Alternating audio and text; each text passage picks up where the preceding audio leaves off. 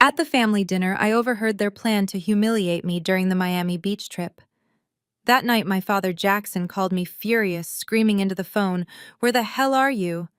I answered calmly, "Take a guess, did the family enjoy the gift I left behind?" And when they opened the box, my sister Brielle screamed at the top of her lungs, "Oh my God, what is this?" Before I tell you how I systematically dismantled my toxic family, let me know where you are watching from in the comments below. Hit like and subscribe if you have ever had to cut off toxic relatives to protect your peace. My name is Tessa. I am 32 years old and a senior forensic auditor at a major financial firm in Chicago. I spend my days tracking missing millions, dissecting bank records, and uncovering corporate fraud. I am trained to spot lies in spreadsheets, but my biggest blind spot was always my own family. Growing up, I was the classic scapegoat. My younger sister Brielle, who is now 29, was the undisputed golden child. She spent her days posing for social media, calling herself a successful entrepreneur while contributing absolutely nothing to society. Then she married Connor. Connor is a 33-year-old white man who loudly calls himself an investment broker.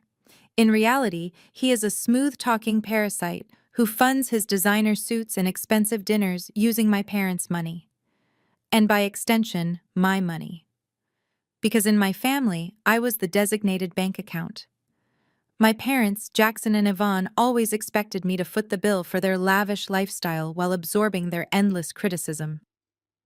Jackson is a proud, stubborn man who cares more about how our family looks to the neighbors than how we actually treat each other. Yvonne is a master manipulator who knows exactly which emotional buttons to push to make me feel guilty. The breaking point happened last Sunday. We were supposed to be finalizing the plans for my parents' 40th wedding anniversary trip to Miami. I had spent all afternoon cooking a massive dinner for them at my house. As I stood at the kitchen sink, washing the heavy ceramic serving dishes, I heard voices drifting in from the outdoor patio. The sliding glass door was cracked open just enough for the cool Chicago evening breeze to carry their conversation right to me. It was Brielle, Connor, and my mother, Yvonne. They were laughing together. It was that deep, mocking, cruel laughter that always made my chest tighten with anxiety. I turned off the water faucet and stood perfectly still in the shadows of the kitchen. Brielle spoke first. Her voice was high-pitched and dripping with absolute malice. She said she could not wait to see the look on my face when Darnell walked into the restaurant in Miami. Hearing that name made the blood drain entirely from my face. Darnell was my highly abusive ex-boyfriend. He was a monster who had drained my bank accounts, isolated me from my friends, and destroyed my self-esteem years ago. I spent 2 solid years in intense therapy just trying to rebuild my mind after escaping him. My mother Yvonne actually chuckled in agreement. She told Brielle that I had gotten way too arrogant with my corporate job and my independent lifestyle. Yvonne said Darnell knew exactly how to put me in my place and remind me of where I came from. They were deliberately plotting to ambush me with my abuser on a family vacation I was completely paying for. They wanted to break my spirit in public in front of the whole family, just so they could feel superior. But the betrayal went even deeper than emotional abuse. The conversation on the patio shifted to Connor. I could hear the ice clinking in his whiskey glass as he laughed. He told my mother not to worry about the weekend logistics. Connor casually mentioned that he planned to rent a $50,000 luxury yacht for the anniversary party. Brielle gasped and asked how they were going to afford something so expensive. Connor laughed a deep, arrogant laugh. He said he already had my platinum credit card details saved on his phone from a previous purchase. He planned to put the entire $50,000 deposit on my card the very morning we flew out. He told them I would be too embarrassed and traumatized by Darnell's sudden appearance at the marina to make a scene, so I would just accept the massive charge and pay it off like the obedient bank machine I always was. Yvonne praised him loudly. My own mother called Connor a brilliant and resourceful son-in-law. She said I owed them the money anyway for being such a difficult and stubborn child to raise. I stood frozen in the dark kitchen. For 32 long years, I had craved their love and validation. I thought if I just bought them enough nice things and stayed quiet, they would eventually treat me like real family. But listening to them plot my emotional destruction and financial ruin on my own patio, the last remaining thread of my loyalty snapped completely. Tears of sorrow were instantly replaced by a cold, calculating rage. They forgot who they were dealing with. They forgot that I audit complex financial systems and dismantle frauds for a living. I know how to track every single penny, and I know exactly how to destroy a scammer. I quietly dried my hands on a towel. I picked up a tray of freshly baked desserts and walked out to the dining room, as if absolutely nothing had happened. A moment later, they came inside and sat down at the table. Jackson, my father, immediately started praising Connor. He talked loudly about how successful Connor was and how lucky Brielle was to have a real provider taking care of her. Connor sat there smirking, swirling his expensive red wine, knowing full well he was secretly planning to steal $50,000 from me. Then Yvonne looked at me from across the table. She demanded to know if I had already paid for their first-class flight tickets to Miami. She said Connor needed extra legroom because he was exhausted from his big investment projects. They all stopped eating and stared at me, fully expecting me to submit. I looked at my mother, then at my sister, and finally at Connor. I did not scream. I did not cry. I did not throw the food at them. I simply smiled perfectly and nodded my head. I told them the flights were completely handled. I looked right into Yvonne's eyes and promised her that I had prepared a trip the family would never ever forget. They smiled back at me, completely unaware that they had just activated their own total destruction. That night, after they left, I opened my laptop and began my private audit. I pushed open the swinging door from the kitchen and stepped into the dining room carrying a large glass bowl of warm peach cobbler. The dining room was illuminated by the expensive crystal chandelier that I had paid to have installed just last year. My father Jackson sat at the head of the long mahogany table, holding a glass of scotch and looking like the king of a castle he did not actually own. He was in the middle of telling a loud story about his golf game, but stopped the moment Connor walked in from the patio. My mother Yvonne and my sister Brielle trailed closely behind Connor, looking at him as if he were a celebrity who had graced our home with his presence. I set the dessert on the table and took my seat at the far end, completely ignored by everyone. Jackson immediately directed all his attention to Connor. He leaned forward and asked how the investment firm was doing. Connor unbuttoned his tailored suit jacket and let out a heavy, dramatic sigh. He lied through his teeth, saying the market was brutal right now, but his private clients were seeing massive returns. He talked about moving millions of dollars across overseas accounts and managing high-risk portfolios. It was all a complete fabrication. I knew for a fact that Connor did not have a broker license. I knew he spent his days playing golf and trading cryptocurrency with my parents' retirement money. But Jackson ate up every single word. My father nodded approvingly and said it was a blessing for the family to have a real financial mastermind in the house.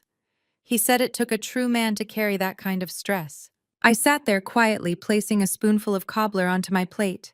I looked at Brielle, who was busy adjusting her diamond necklace for a selfie. She chimed in, complaining about how stressed she was from managing her lifestyle blog. She said it was exhausting being a public figure and that she desperately needed this Miami vacation to detox her energy. Yvonne reached over and patted Brielle on the hand, telling her how proud she was of her entrepreneurial spirit. Then my mother turned her sharp gaze toward me. The warmth in her eyes instantly vanished, replaced by a familiar coldness. She looked me up and down, analyzing my simple sweater and jeans. Yvonne sighed heavily and asked why I could not put a little more effort into my appearance.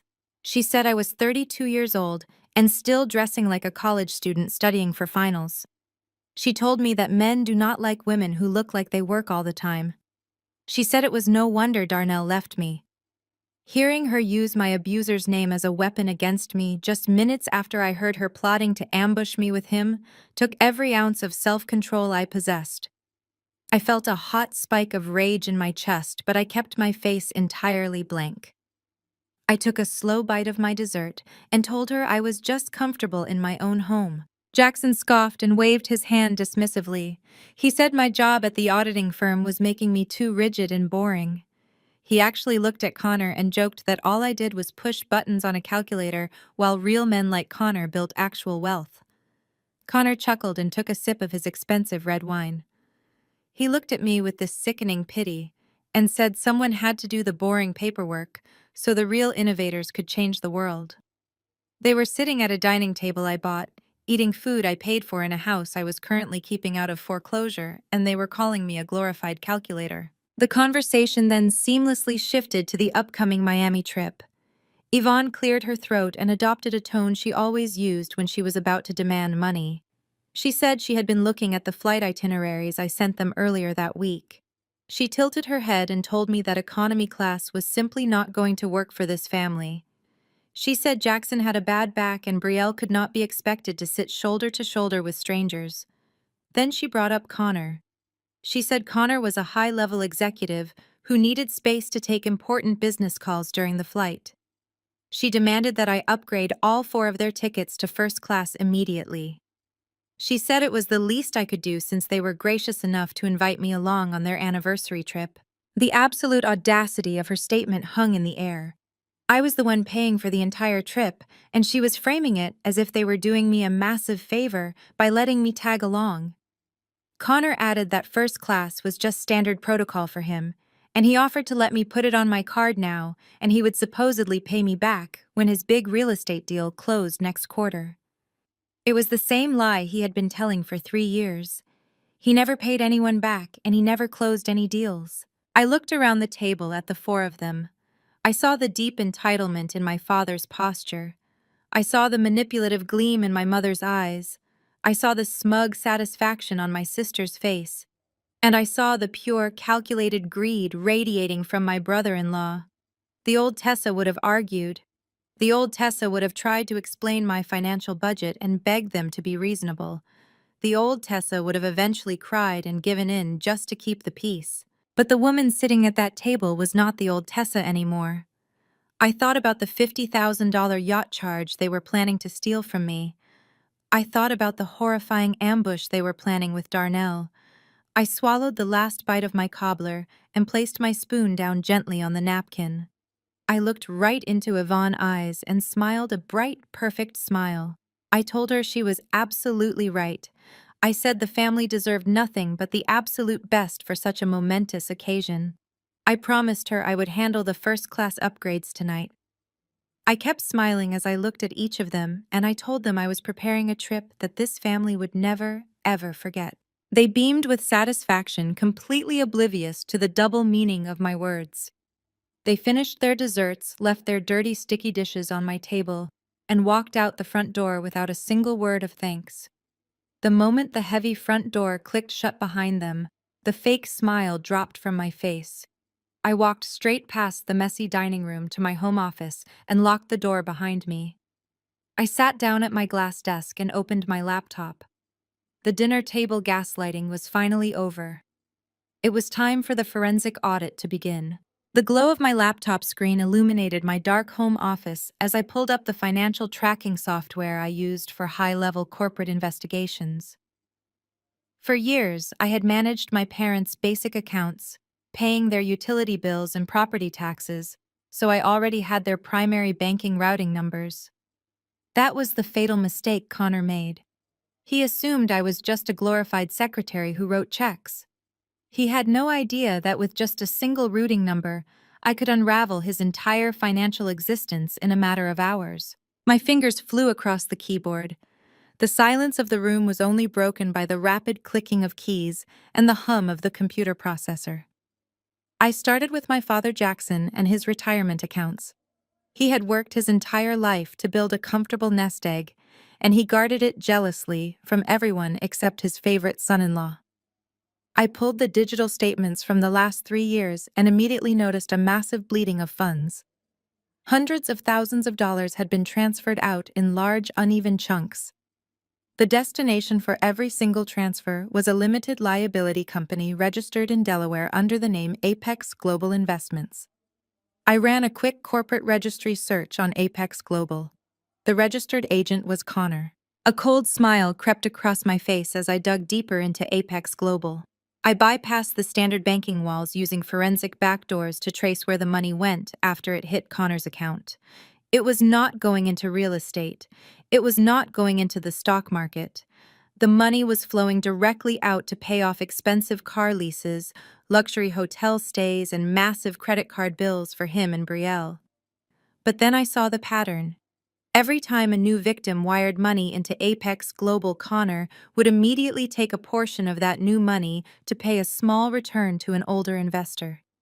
It was a textbook Ponzi scheme. He was robbing Peter to pay Paul. And my father was his biggest, completely oblivious cash cow. Connor was entirely broke, living on stolen time and stolen money, pretending to be a Wall Street genius. But what I found next made my blood run truly cold. I accessed the county property tax records for my parents' sprawling brick mansion in Chicago. I expected to see the standard property tax history, but a glaring red flag flashed on my screen indicating a recent lien on the property. I pulled up the full deed and mortgage history. 6 months ago, a massive second mortgage had been taken out against the house for $400,000. I pulled the digital signature page. My parents' signatures were at the bottom, but the notary stamp belonged to one of Connor's shady friends. Connor had convinced my father to leverage the entire equity of the family home to fund his fake investment firm. My dad loved keeping up appearances so much that he literally signed away the roof over his head just to brag about his wealthy son-in-law at the country club. My parents were completely underwater. Worse than that, the second mortgage had not been paid in 4 months. The bank had already issued a pre-foreclosure notice that had been mailed to a post office box controlled by Connor. My parents had absolutely no idea they were weeks away from being violently evicted from their beloved mansion. Connor had stolen their life savings, mortgaged their house, and was now planning to charge $50,000 to my credit card before fleeing the inevitable fallout. They thought they were going to Miami to celebrate their anniversary and destroy my mental health. They did not realize they were actually walking into a financial slaughterhouse. I glanced at the digital clock on my glass desk. It was 1 in the morning, but I did not care. Adrenaline was pumping through my veins. I picked up my phone and dialed the personal number of my private attorney, Julian. Julian was a ruthless corporate lawyer who specialized in aggressive debt acquisitions, and he was worth every penny of his exorbitant hourly rate. He answered on the second ring, knowing I would only call at this ungodly hour if I had a kill shot lined up and ready to fire. I told Julian I needed him to contact the private lending group that held the second mortgage on my parents' house. I instructed him to negotiate an immediate buyout of the defaulted debt. I had the liquid capital ready to go from my company stock options and a very healthy savings account. I told Julian I wanted to purchase the debt completely in my name and take over the foreclosure process immediately. Julian chuckled softly through the phone and asked if I was absolutely sure I wanted to play it this aggressively with my own flesh and blood. I looked at the yacht rental contract Connor had saved in his browser history, waiting to hit my platinum card. I thought about the sheer cruelty in my mother's voice when she laughed about using my violent abuser to break my spirit on a trip I was funding. I told Julian I had never been more sure of anything in my entire life. I wanted the paperwork expedited and finalized before their flight to Miami on Friday. I wanted total legal ownership of that house locked in and filed with the county. I hung up the phone and leaned back in my ergonomic chair. The first major domino had been officially pushed. Connor thought he was a mastermind, but he left a digital financial trail a mile wide. My parents thought their golden son-in-law was making them rich while they happily plotted to feed me to the wolves. They were all about to learn a very painful lesson in forensic accounting. Over the next 3 days, I played my role perfectly. I was the obedient scapegoat daughter, completely submissive and helpful. Brielle texted me constantly demanding that I book them the most expensive penthouse suite at the Miami resort and secure a luxury sports car for Connor to drive around South Beach so he could look important.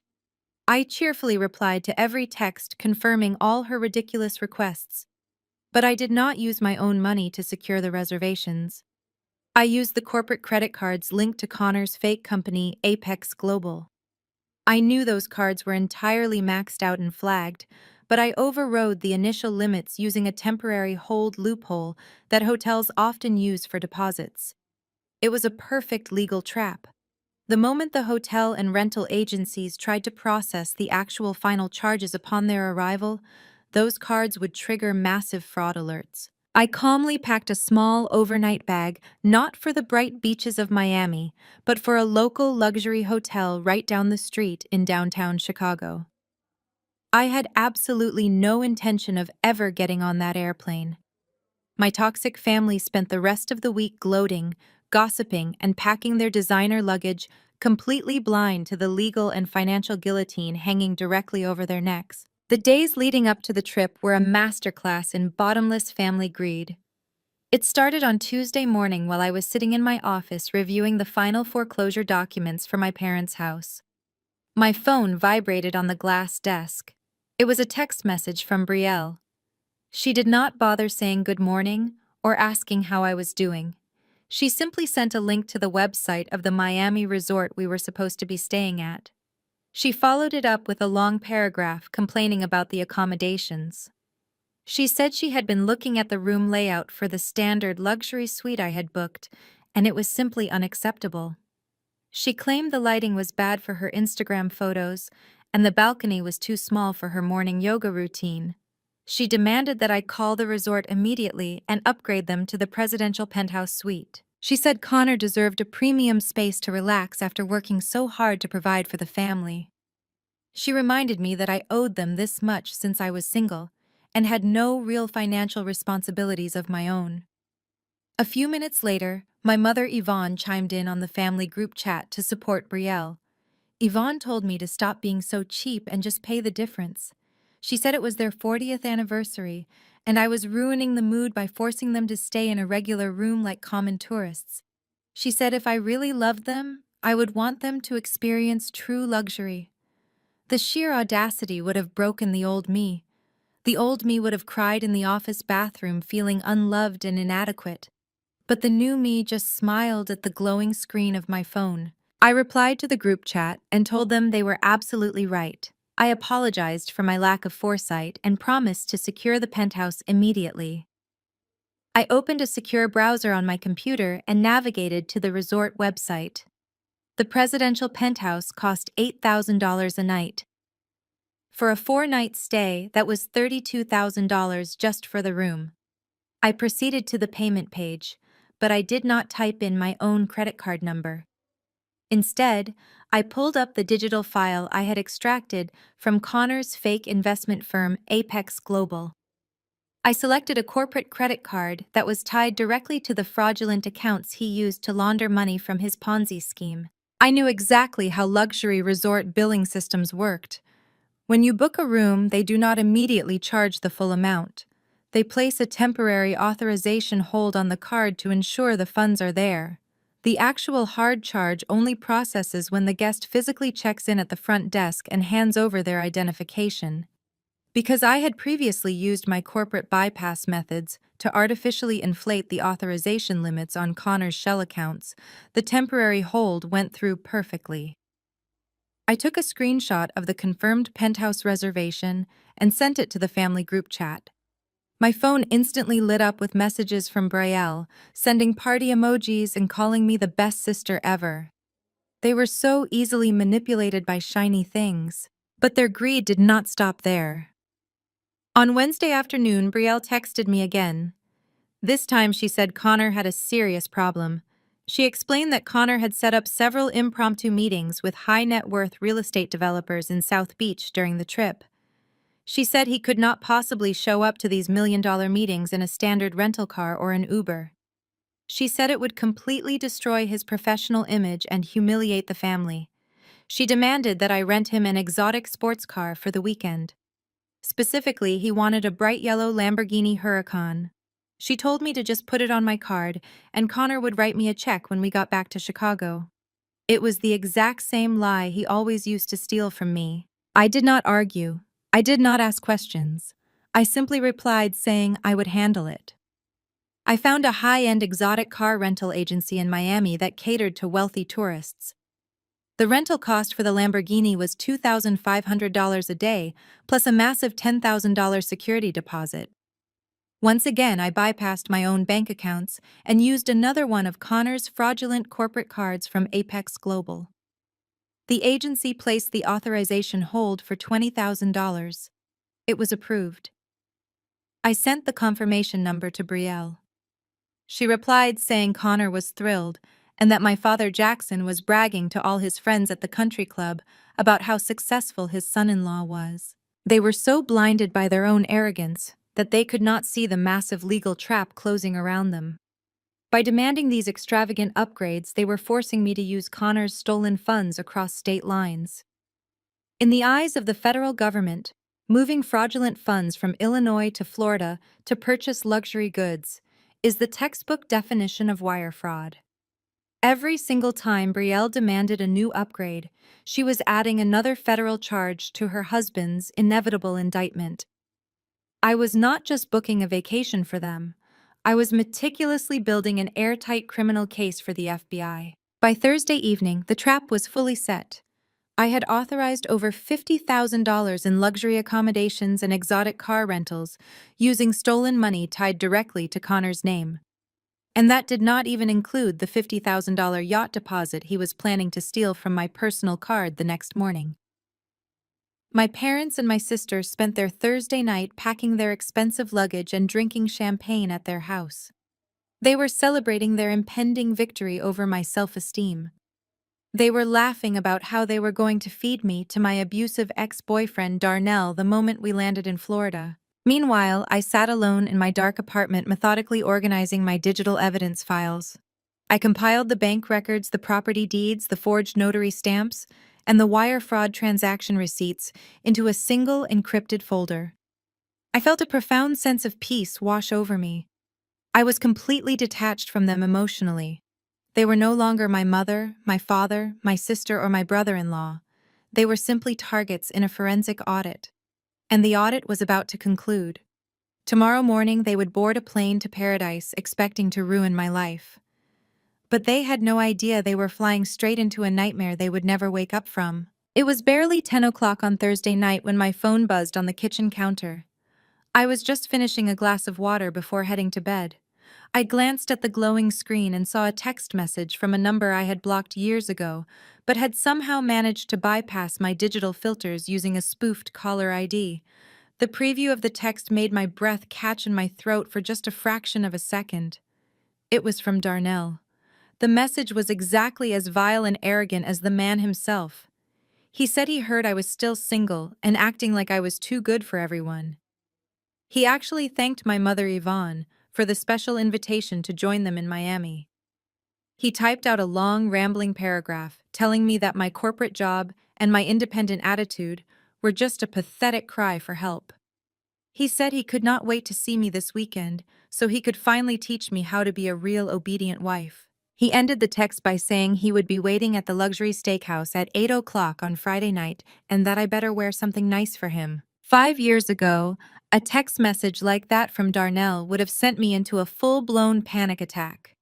I would have locked my doors, closed my blinds, and cried on the bathroom floor, feeling completely powerless. He was a master at psychological warfare and physical intimidation. My family knew exactly how much he had destroyed me, and they intentionally weaponized him just to break my spirit. But as I stood in the quiet calm of my apartment, I did not feel any fear. I only felt a cold, calculated determination to bury him alongside the rest of them. I took my water glass to the sink and walked calmly back to my home office. I sat down at my glass desk and opened a new encrypted search window on my laptop. Darnell thought he was untouchable. He thought he could just waltz into a 5-star restaurant in South Beach, act like a wealthy alpha male, and humiliate me in public. But Darnell was not very smart. He was a grifter who survived by manipulating vulnerable women. And like all lazy grifters, he left a massive digital paper trail everywhere he went. I ran his full legal name and his date of birth through a premium background check database that my firm used to vet corporate executives. It took less than 90 seconds for his entire pathetic life to load onto my screen. Darnell did not have a real job. He had been evicted from 2 different apartments in the last 18 months, and his credit score was virtually non-existent. He had a history of petty theft and public intoxication. But the most interesting part of his digital file was the glaring red flag under the active criminal records section. Darnell had 3 active felony arrest warrants out of the state of Florida. I clicked on the associated court documents and started reading through the public filings. Darnell had fathered 3 children with 3 different women across the greater Miami-Dade County area over the past 6 years. He had completely abandoned all of them shortly after they were born. The Florida Department of Revenue had been hunting him down for years for felony evasion of child support. I pulled up the financial ledgers attached to the warrants. He owed a staggering $85,000 in back payments across the 3 different cases. The court records showed multiple bench warrants issued by family court judges demanding his immediate arrest the moment he stepped foot in the state. He had been dodging the local police by living out of state and working sketchy under-the-table cash jobs. But his massive ego and his desperate desire to team up with my mother just to humiliate me had just lured him right back into the exact legal jurisdiction where he was actively wanted by the law. A genuine smile touched my lips as I read through the details. It was almost too easy. My mother and my sister thought they had orchestrated the perfect psychological ambush to put me in my place. They had absolutely no idea they had just invited an active fugitive to sit down at their expensive anniversary dinner. I decided right then and there that it was my civic duty to help the Florida authorities apprehend a man who was actively avoiding taking care of his own innocent children. I opened a secure encrypted email client that routed my internet connection through an untraceable virtual private network. I could not risk Darnell or my family tracing the digital tip back to my personal computer. I spent a few minutes searching the local government websites until I found the direct contact information for the Fugitive Warrants Division of the Miami Police Department. I drafted a highly detailed anonymous tip for the detectives. I included his full legal name, his exact date of birth, his social security number, and the specific docket numbers for all 3 of his active felony warrants. I attached a recent clear photograph of him that I easily pulled from his public social media profile, where he was bragging about his upcoming trip to South Beach. But the most important detail I provided was his exact location and itinerary for Friday night. Thanks to his own arrogant and threatening text message, I knew exactly where he was going to be waiting for me. I typed out the name of the luxury steakhouse in South Beach where my family was planning to host their massive anniversary dinner. I included the street address and the exact reservation time. I noted that the large party reservation was likely booked under the name of my brother-in-law, Connor, or my father, Jackson. I politely informed the police department that a dangerous fugitive with a history of violence and multiple active felony warrants would be sitting at that specific table at exactly 8:00 tomorrow evening, dressed in fine clothes and expecting a celebration. I reviewed the email one last time to make sure there was absolutely nothing that could identify me as the anonymous sender. The details were airtight, and the public court evidence was undeniable. I clicked send and watched the green confirmation message flash across my screen, indicating the message had been successfully delivered to the police dispatch. The trap for Darnell was officially armed and fully operational. He wanted to show up to a fancy dinner to play the role of the dominant alpha male and teach me how to be a submissive, abused wife again. Instead, he was going to be met by a squad of armed officers and a pair of cold steel handcuffs right in the middle of his expensive appetizer. I closed the laptop and pushed my chair back from the glass desk. My family wanted to bring my worst nightmare to life in Miami just to watch me suffer. I had simply arranged for a local police escort to join their little party. I turned off the lights in my home office and walked quietly to my bedroom. For the first time in over 5 years, I went to sleep thinking about Darnell and I did not have a single nightmare or a moment of panic. I slipped under my warm blankets and slept deeply and peacefully, knowing that by tomorrow night, the ghosts of my past and the toxic abusers of my present would all violently collide in a spectacular explosion of their own making. Friday morning arrived with a crisp breeze blowing off Lake Michigan. My alarm went off at 6 a.m., but I was already awake sitting at my kitchen island with a mug of dark roast coffee and watching the digital tracking app on my phone screen. I had quietly slipped a tiny Apple AirTag deep into the lining of my mother's oversized Louis Vuitton tote bag earlier in the week just to make absolutely sure I knew their exact movements on travel day. The glowing blue dot on my map showed that their luxury private car service, which I had naturally paid for, was currently pulling into the terminal at Chicago O'Hare International Airport. I could perfectly picture the obnoxious scene they were causing at the curb.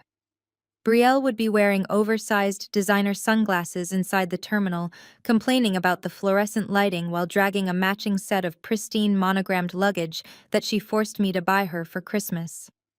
Connor would be barking aggressive orders at the skycap porters, acting like a seasoned Wall Street billionaire while handing out a meager $5 tip. My father Jackson would be walking with his chest puffed out, wearing his favorite tailored golf polo, acting like he owned the entire airport concourse.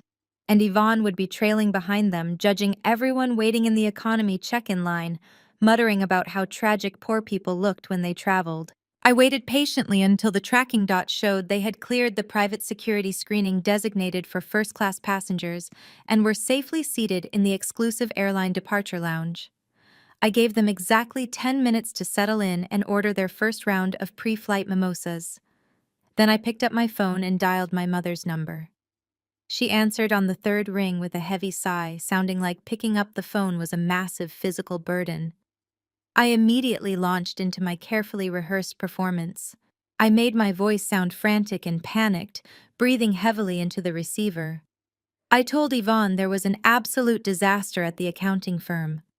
I lied and said a major corporate client was undergoing a surprise audit by the federal government, and my managing director had locked down our entire department to seize hard drives and review ledgers. I told her I was stuck at the downtown office and there was absolutely no way I could make the morning flight to Miami. I expected at least a tiny bit of fake sympathy or maternal concern, but I did not even get that. Yvonne let out a loud, dramatic groan of pure annoyance. She did not ask if I was okay or if my highly lucrative job was in any kind of jeopardy. She simply complained that my absence was going to completely ruin the aesthetic of the family arrival photos she wanted to post on Facebook to make her friends jealous. I could hear my father Jackson in the background yelling loudly enough for the whole lounge to hear that I always put my stupid calculator job ahead of family loyalty. Brielle snatched the phone directly from my mother and told me I was being incredibly selfish and inconsiderate. She said they were going to Miami to celebrate real love and family unity, and I was just bringing my bitter single woman energy to ruin their high vibrations. She actually told me not to bother coming at all if I was going to show up in a bad mood and ruin her social media content. Then Connor leaned into the microphone. I could hear the smug, arrogant grin in his voice. He told me to just stay at the office and crunch my little numbers because the real adults were going to handle the luxury vacation. He said it was probably for the best anyway, since my presence would just remind everyone of Darnell and bring the whole mood down. Hearing him mention my abuser casually as a joke sent a sharp thrill of anticipation through my veins. I swallowed my laughter and forced a pathetic shaking apology into the phone. I promised them I would catch a later red-eye flight and meet them directly at the steakhouse for the anniversary dinner that night. Brielle rolled her eyes so hard I could practically hear it over the cellular connection. She told me to just make sure my platinum credit card was active and unrestricted for the yacht rental because Connor needed to secure the $50,000 deposit the exact moment they landed in Florida. I assured her the card was completely ready and waiting for them to use. With a dismissive click, she hung up on me without even saying goodbye or wishing me luck with my fake work emergency. I opened the airline application on my laptop and watched their boarding status update in real time. I had booked their expensive first-class tickets using my massive reserve of corporate travel reward points that I had accumulated over years of grueling business trips. They thought they were flying in absolute luxury because Connor was a high roller providing for the family, but they were literally sitting in seats earned by the very career they had just spent 10 minutes loudly insulting. I imagined them settling into their plush leather reclining pods, drinking complimentary champagne, and posting arrogant selfies bragging about their blessed and wealthy lives. I watched the digital flight status change from boarding to taxiing. They were now locked in a sealed metal tube 30,000 feet in the air, with their phones forced into airplane mode for the next 3.5 hours. They were completely unreachable, entirely cut off from the outside world, and totally blind to the massive legal hurricane heading straight for them. The game was officially on. The moment the airline app showed the wheels of their plane had left the Chicago runway, I closed out of the flight tracker and opened my encrypted banking portal. It was time to pull the rug out from under their perfect first-class lives, and the first step was cutting off their financial oxygen supply. The digital clock on my laptop read exactly 9:45 a.m. I watched the tiny airplane icon on the flight tracker application move steadily eastward away from the Illinois border. They were officially airborne and entirely incommunicado. I took a long, slow sip of my coffee, letting the dark roast ground me before I initiated the total financial lockdown. I opened a new browser window and logged into the administrative portal for my primary platinum credit card. This was the exact account Connor had saved on his phone, the one he planned to use to authorize a massive $50,000 luxury yacht deposit upon his arrival in Florida. I did not just lower the limit or put a temporary freeze on the account. I permanently canceled the card, reporting it as completely compromised due to suspected unauthorized fraudulent activity. Then I moved to the supplementary accounts. Over the years, Yvonne and Jackson had guilted me into making them authorized users on 3 of my other credit lines, claiming it was just for household emergencies. I pulled up the digital ledgers. Their version of an emergency apparently included weekly trips to high-end day spas, expensive golf clubs, and premium cable packages. With 3 simple clicks, I severed their access to every single one of my accounts. I locked my savings, I froze my checking, and I transferred my emergency liquid capital into a secure, untouchable trust fund managed by my attorney. In less than 5 minutes, my toxic family had gone from pretending to be wealthy jet setters to having absolutely zero access to my money. They were flying through the clouds completely broke and entirely oblivious. But freezing the cards was just the prologue. The main event was waiting for me downtown. I dressed quickly, putting on a sharp, tailored navy blue suit that I usually reserved for high-stakes corporate board meetings. I pulled my hair into a tight professional bun and grabbed my leather briefcase containing the final certified checks. The drive to the downtown financial district was smooth. I parked my car and walked confidently into the massive glass and steel skyscraper that housed the private lending firm that held the second mortgage on my parents' mansion. My attorney Julian was already waiting for me in the lobby, looking entirely too pleased with himself. We were escorted up to the 42nd floor into a sleek, modern conference room overlooking Lake Michigan. A senior loan officer was sitting at the long mahogany table, sliding a thick stack of legal documents toward us.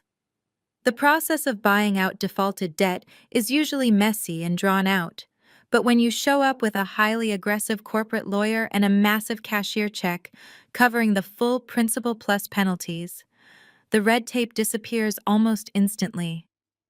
The lending firm was thrilled to offload a toxic, non-performing loan from their books without having to go through the lengthy and expensive eviction process themselves. I sat at the table carefully reading over every single line of the final transfer agreements. Connor had been incredibly sloppy. The fraudulent notary stamp he used was glaringly obvious to anyone trained to look for it. He had literally signed away my parents' financial security just to keep his fake Ponzi scheme afloat for a few more months. I picked up the heavy black fountain pen Julian offered me. I pressed the metal nib to the thick paper and signed my name on the final line of the debt transfer agreement. I handed over the certified check and the loan officer stamped the file closed. Julian gave me a quick professional nod. It was officially done. The moment the ink dried on those pages, I became the sole legal owner of the massive brick mansion my parents prized above all else. The very house where they had belittled me, dismissed me, and plotted my emotional ruin was now legally mine. They were no longer homeowners. They were simply tenants who were severely behind on rent, and their new landlord was not going to be offering any extensions. I left the skyscraper feeling an incredible surge of power vibrating through my chest. The heavy, invisible chains of guilt and obligation that had choked me for 32 years were finally completely broken. But I still had one more critical errand to run before my family landed in Miami. I drove my car directly from the downtown financial district to my parents' sprawling suburban neighborhood. The streets were quiet, lined with perfectly manicured lawns and towering oak trees. I pulled into the wide, circular driveway of the massive brick colonial house. It looked exactly the same as it had on Sunday night, when I stood in the kitchen and listened to them laugh about destroying me. But the energy had fundamentally shifted. It was no longer a fortress of their arrogance. It was simply an asset in my portfolio. I had arranged for a commercial locksmith to meet me at the property at exactly noon. A white utility van was already idling at the curb when I arrived. Two men in uniform work shirts stepped out carrying heavy metal toolboxes. I walked up the front steps, pulled out my copy of the old house key, and unlocked the heavy oak door for the final time. I instructed the locksmiths to completely remove and replace every single exterior lock on the property. The front door, the back patio sliding doors, the side garage entrance, and even the heavy iron gates leading to the backyard pool area. I wanted high-security deadbolts installed on every access point. I stood in the grand foyer and watched as the men systematically dismantled the old brass locks. The metallic grinding and drilling echoed loudly through the empty house, sounding like the most beautiful symphony I had ever heard. I walked slowly through the rooms, trailing my hand over the expensive antique furniture and looking at the framed family photographs lining the hallway. Every picture featured Brielle smiling brightly, surrounded by my beaming parents. I was either pushed to the far edge of the frame or missing entirely. They had spent their whole lives actively trying to erase me from this family. I was simply returning the favor by erasing their access to my property. It took the locksmiths just under 2 hours to complete the job. I paid them in cash from my briefcase and thanked them for their fast work. They handed me a heavy ring of shiny new silver keys. I locked the brand new heavy deadbolt on the front door and tested the handle. It was completely solid and unyielding. The house was completely secured. I walked back to my car, sat in the driver's seat, and placed the new keys in my cup holder. I pulled up the flight tracking application on my phone one more time. The little airplane icon was just beginning its initial descent into Miami International Airport. They were about 30 minutes away from landing. I leaned my head back against the leather headrest and smiled. The trap was fully armed, the exits were securely locked, and the financial floor was about to violently drop out from under them. The flight landed right on schedule under the glaring Florida sun. I tracked their progress from my laptop in Chicago, watching as their location dot moved from the airport terminal to a luxury SUV transport service they had prearranged. The vehicle drove them across the causeway straight toward the exclusive oceanfront resort in South Beach. I could easily visualize the grand entrance they were making. Brielle was undoubtedly holding her phone high in the air, recording the towering palm trees and the sparkling ocean waves for her followers, pretending she owned the city. Jackson and Yvonne were likely strutting through the marble lobby, looking down their noses at the regular tourists, while Connor approached the front desk with the swagger of a billionaire ready to claim his presidential penthouse. I had placed a discreet call to the resort manager earlier that morning, posing as a concerned corporate compliance officer. I quietly advised them that the credit cards on file for Connor's reservation were currently under federal investigation for wire fraud, and that any attempt to process them would trigger an immediate security alert. The front desk staff was fully prepared for their arrival. When Connor stepped up to the polished mahogany counter, he casually tossed his ID and the Apex Global corporate card across the marble surface. He loudly demanded the keys to the penthouse and asked the concierge to bring the bright yellow Lamborghini around to the front drive. The well-dressed desk agent maintained a perfectly polite customer service smile as he swiped the card through the terminal. The machine beeped a sharp, harsh tone. The screen flashed bright red with a severe fraud alert code. The agent quietly informed Connor that the card was declined and asked if he had another form of payment. Connor laughed arrogantly, acting like it was just a silly banking error for someone who spent as much money as he did. He reached into his designer wallet and pulled out a second Apex Global card. The agent swiped it. Another sharp beep.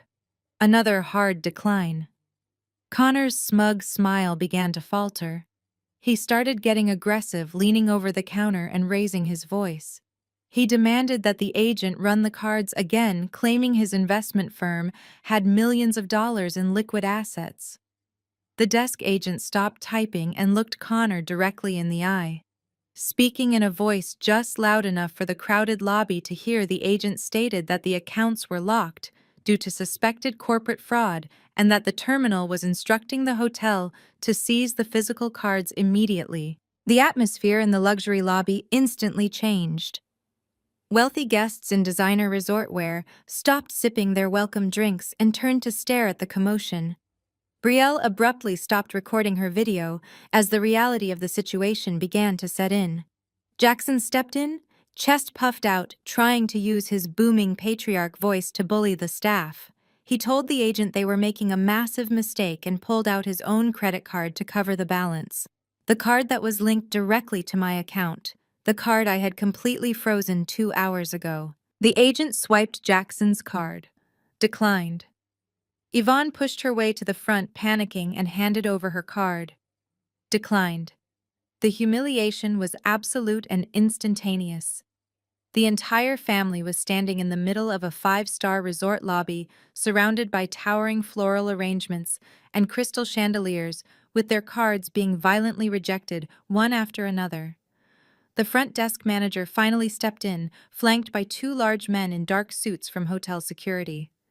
The manager politely but firmly informed them that since they could not provide a valid form of payment for the $32,000 room or the luxury car rental, they would need to vacate the premises immediately. Jackson's face turned a dangerous shade of crimson. Yvonne began frantically dialing my phone number over and over again, but my phone remained completely silent on my kitchen counter. They were aggressively escorted out of the air-conditioned marble lobby and pushed back out into the sweltering Miami heat.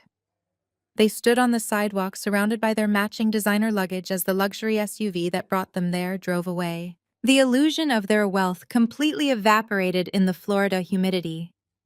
Connor frantically checked his personal banking app, only to realize his remaining accounts were heavily overdrawn.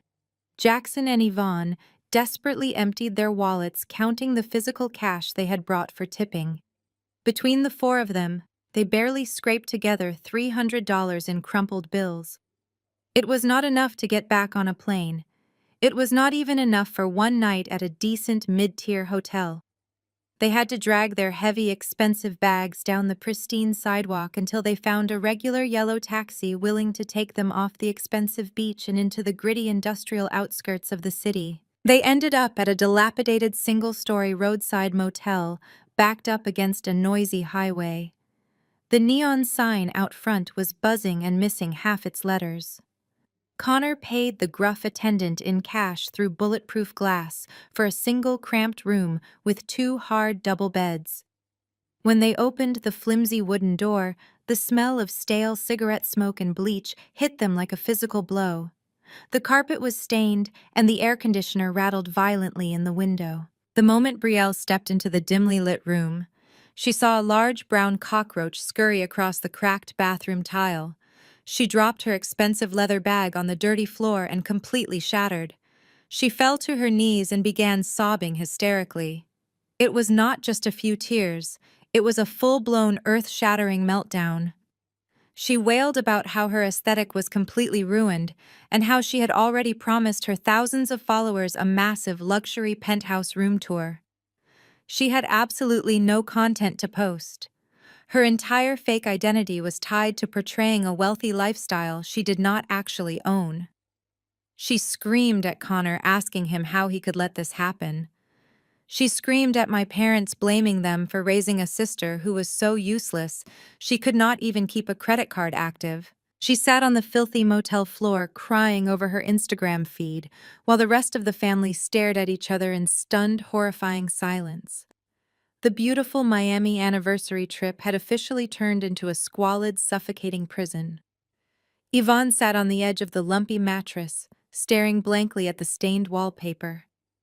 For the first time in her life, she had absolutely no one to manipulate, and no one to foot the bill. Jackson paced the short distance between the door and the window, his pride completely shattered.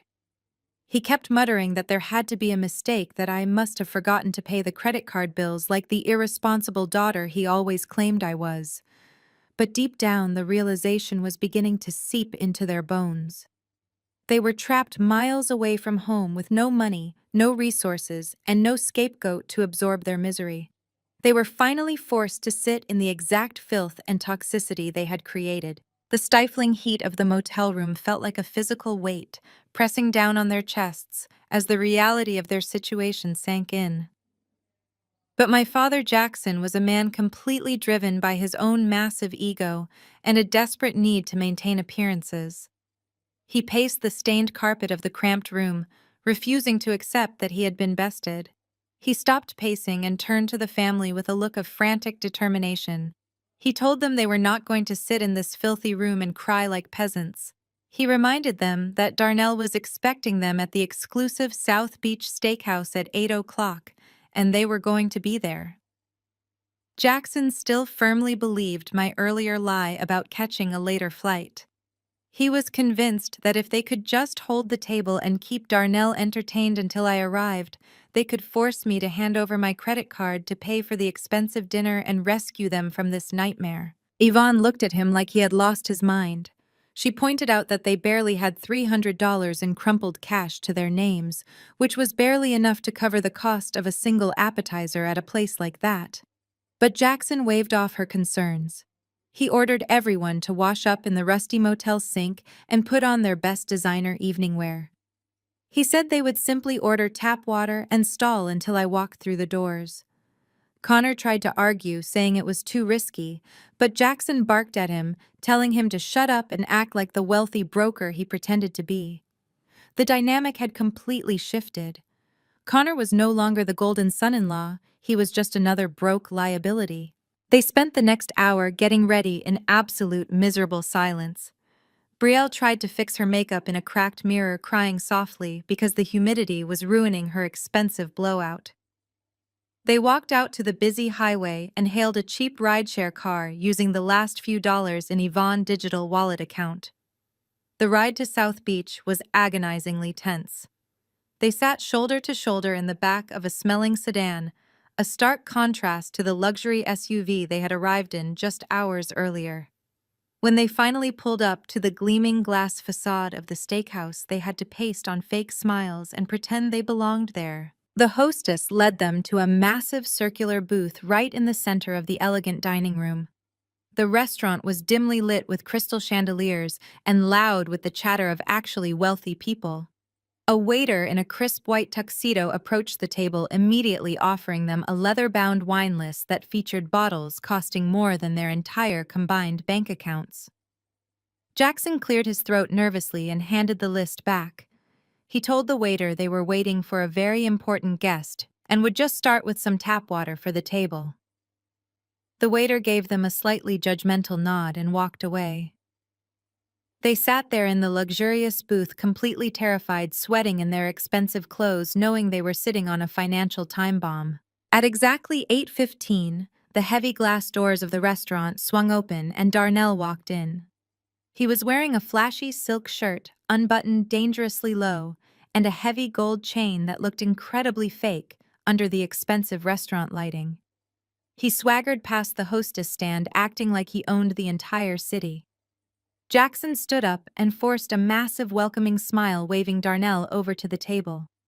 Darnell approached with a cocky grin, expecting to see me sitting there completely broken and ready to submit to his abuse. He slid into the booth next to Brielle, sliding his arm across the back of the leather seat. He looked around the table, his smile slowly fading when he realized there was an empty seat. He looked directly at Jackson and asked where his girl was.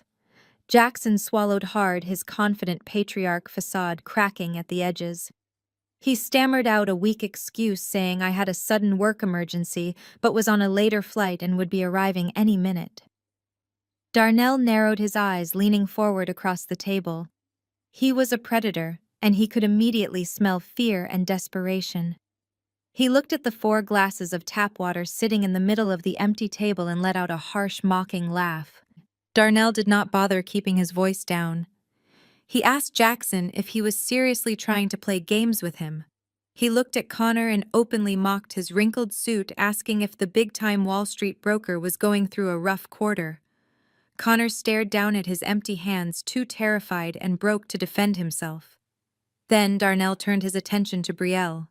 He laughed in her face and told her she looked like a cheap reality television extra desperately trying to look rich.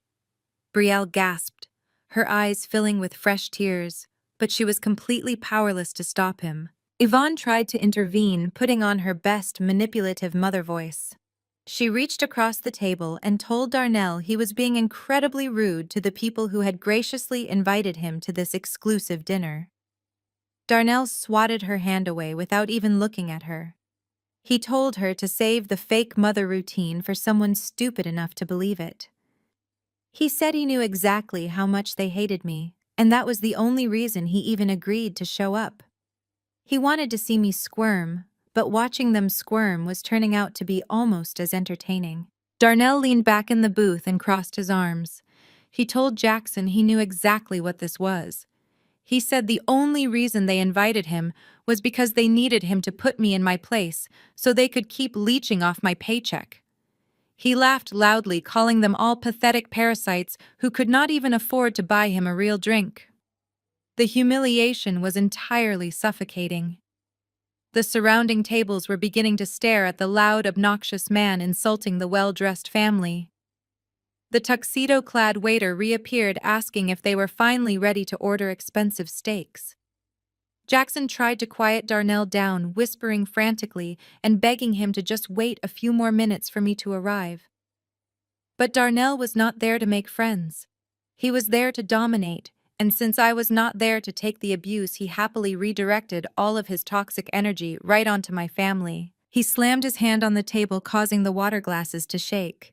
He told Jackson he was a weak old man who could not even control his own daughters. Every single insult my family had ever hurled at me was now being forcefully shoved right back down their throats by the exact monster they had invited to dinner.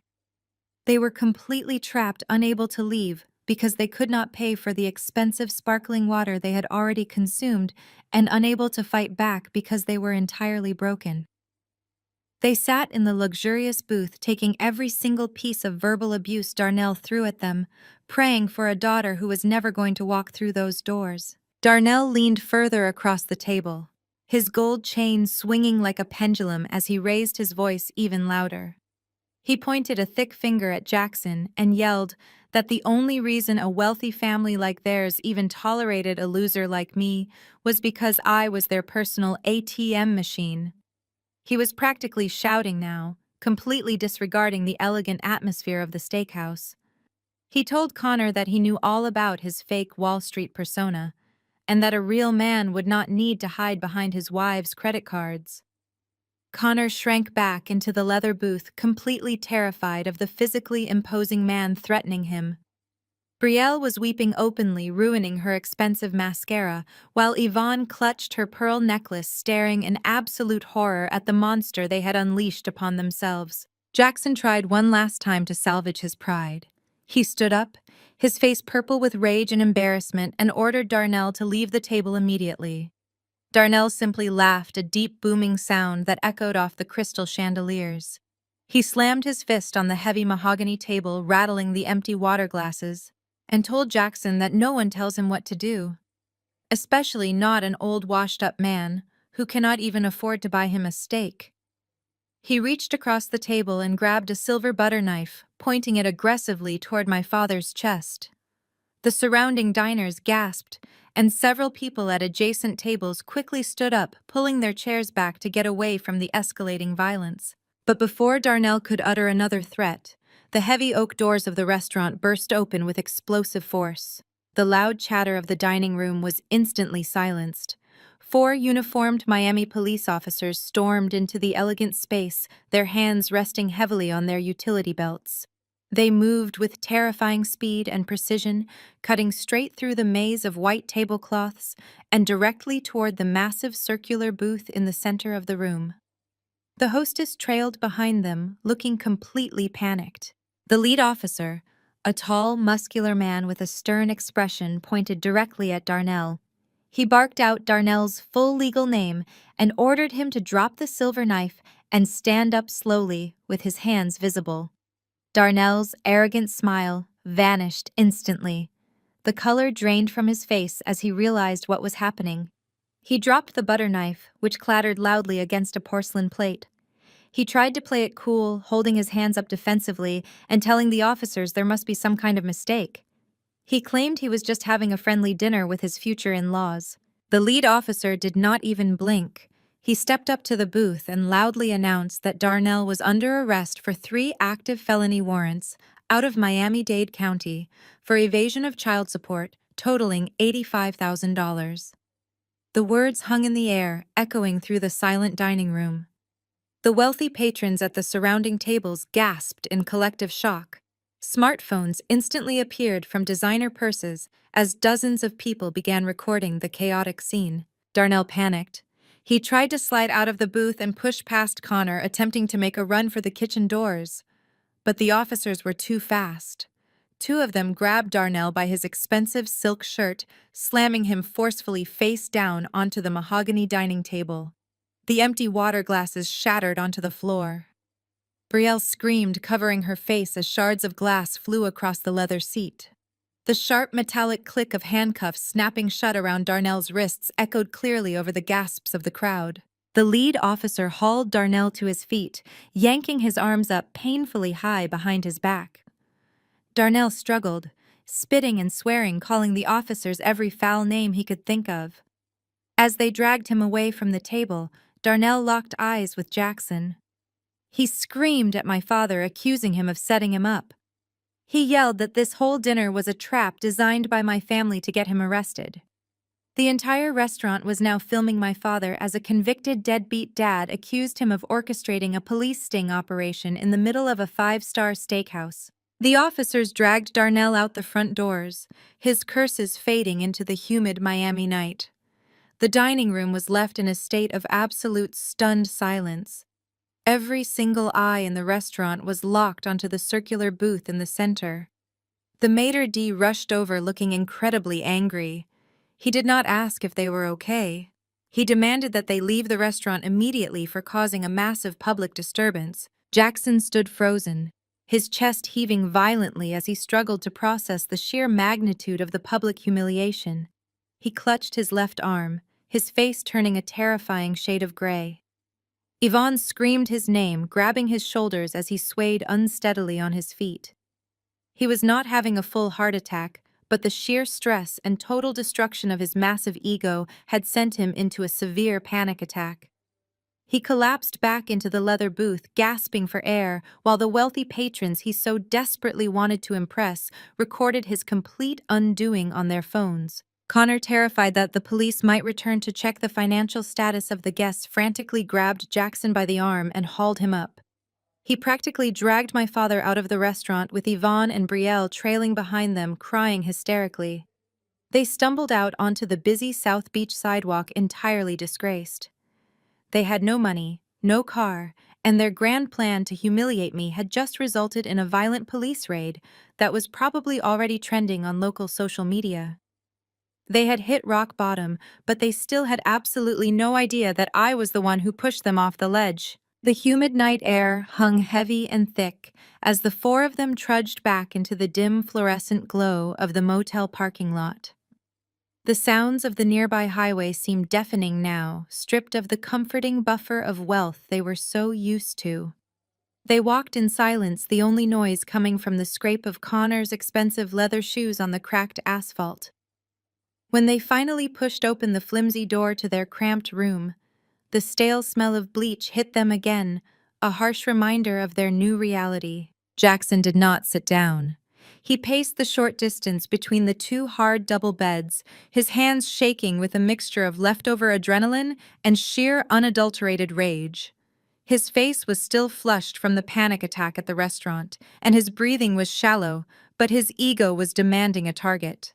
He needed someone to blame for the total collapse of his perfect anniversary trip, and since Darnell was currently sitting in a Miami jail cell, that target was me. He snatched his cell phone from his pocket, his fingers trembling as he forcefully punched in my number.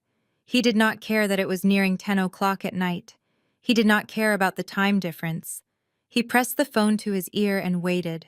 Back in Chicago, I was sitting comfortably on the plush white sofa in the grand living room of my newly acquired mansion. The house was completely silent, the only light coming from a single elegant floor lamp and the soft glow of my laptop screen on the coffee table. I had poured myself a generous glass of expensive red wine from what used to be Jackson's private cellar. When my phone began to vibrate on the glass table, illuminating with my father's contact name, I did not immediately answer. I let it ring 3 times, savoring the desperate buzzing sound, before finally swiping the screen to accept the call. I did not say hello. I simply raised the wine glass to my lips and waited. "Where the hell are you?" Jackson screamed into the phone. His voice was so loud and so full of venom that I actually had to pull the receiver a few inches away from my ear. "You were supposed to be on that flight, Tessa.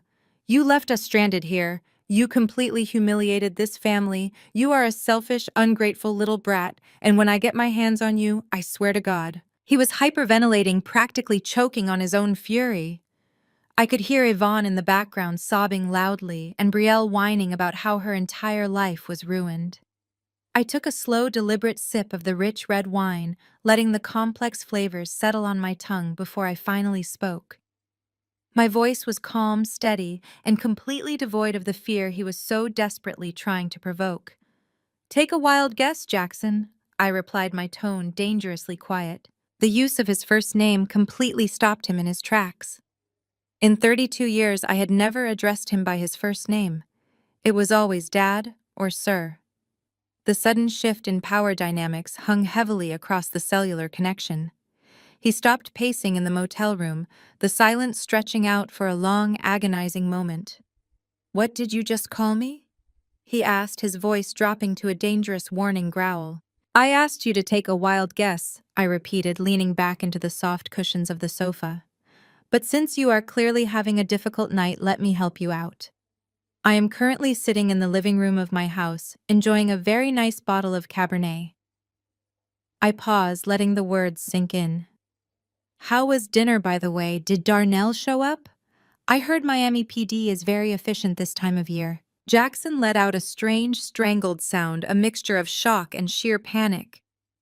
"You," he stammered, his breathing becoming erratic again. "You did this. You set us up. You called the police on him." "I did not set anyone up, Jackson," I said, my voice turning cold and sharp like a scalpel. "I simply provided the authorities with the location of a wanted fugitive. You are the ones who decided to invite a violent, abusive criminal to your anniversary dinner just to break my spirit. You wanted a show, you got a show." Yvonne must have snatched the phone from his hand because suddenly her shrill voice was piercing through the speaker. "Tessa, you listen to me right now," she shrieked. "Your sister is in pieces. Your father nearly had a heart attack, and Connor is completely broke because of some stupid bank error. You need to wire us $10,000 right this second so we can get a real hotel and fix this mess. You owe us this much, you ungrateful child." I set my wine glass down on the coffee table.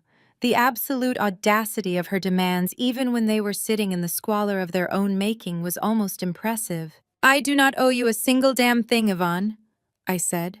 my voice echoing slightly in the large empty room. And Connor is not broke because of a bank error. Connor is broke because he is a criminal running a Ponzi scheme who has been stealing from you for years. The credit cards were flagged for wire fraud because he tried to use stolen funds across state lines. I heard a sharp gasp from Brielle in the background, followed by Connor yelling something defensive that was muffled by the phone. Yvonne stammered, completely caught off guard by the hard facts I was throwing at her. "That is a lie," Yvonne yelled, her voice trembling with denial. "Connor is a successful broker. He takes care of this family. He is a parasite, Yvonne," I interrupted, cutting her off completely. "And speaking of parasites, did the family enjoy the little gift I left behind?" The line went dead silent. "What gift?" Jackson asked, his voice suddenly sounding very old and very weak. "I checked the tracking app earlier," I explained smoothly. "I know you had to check into that rundown motel near the highway. I also know that standard check-in procedures require the front desk to hold any packages delivered for guests. I suggest you go talk to the night manager. He has a very important FedEx envelope waiting for you." Before either of them could say another word, I pressed the red button and ended the call. I placed the phone face down on the glass table and picked up my wine glass again. The hook was set and the line was pulled tight. I could picture them right now frantically rushing out of that filthy room and running toward the motel lobby. They thought the humiliation at the restaurant was the worst part of their night. They had absolutely no idea that the real destruction, the complete and total annihilation of their fake reality, was currently sitting in a brown cardboard envelope waiting for them to tear it open. The run from the motel room to the front lobby was a chaotic blur of panic and desperation. Jackson practically shoved Connor out of the way to get through the door first, with Yvonne and Brielle stumbling closely behind him. They burst into the small, dingy reception area where the night manager, a tired-looking man reading a magazine behind thick bulletproof glass, barely looked up at them. Jackson slammed his hand against the counter. He demanded to know if there was a package delivered for them. His voice was hoarse and frantic, stripping away the last remnants of the wealthy patriarch facade he had desperately clung to for the past decade. The night manager slowly put down his magazine. He turned to a small metal shelf behind him and retrieved a heavy brown FedEx envelope. He slid it through the narrow slot at the bottom of the glass partition. It had my father's name clearly printed on the shipping label. Jackson snatched the envelope, but his hands were shaking so violently that he could not get a grip on the thick cardboard tab. He fumbled with it, tearing at the corners, while Yvonne watched with wide, terrified eyes. Brielle, who was still crying over her ruined mascara, pushed her way to the front. She ripped the envelope out of her father's trembling hands. "Give it to me!" she shrieked. Her acrylic nails tore into the cardboard flap, ripping it open with a loud tearing sound that echoed in the quiet lobby. She pulled out a thick stack of legal documents printed on heavy official paper. Brielle stared at the top page for a long moment. The neon light from the motel sign outside flickered, casting a sickly yellow glow over the paper.